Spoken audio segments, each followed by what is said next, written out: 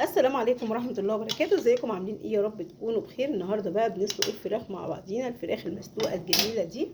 طبعا حطينا في المية، غليناها الاول، جبنا حلة مية بالفلتر، وحطينا بصلاية وحطينا فلفل اسود وحطينا شوية بهارات وحتة ملح طبعا، وحطينا الفراخ بتاعتنا تتسلق زي ما انتم شايفين كده. بسم الله ما شاء الله، الله اكبر.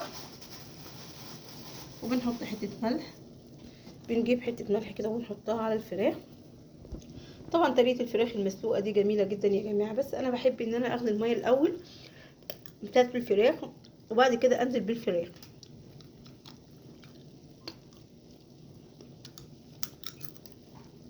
اهو. شايفين؟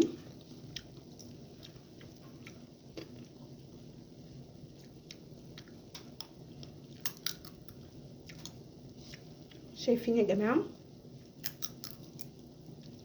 بعد ما بتتسلق طبعا معانا ممكن ندخلها الفرن تاخد وش احمر، او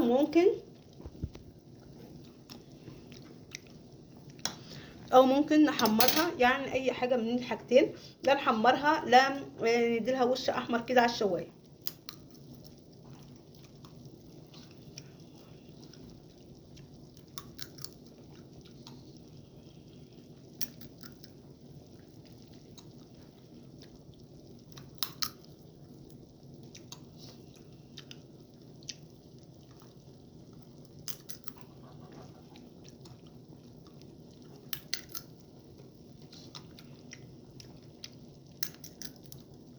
اهو شايفين؟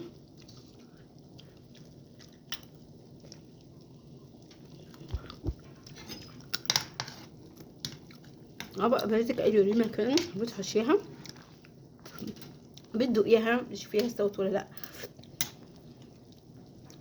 هي عايزه شويه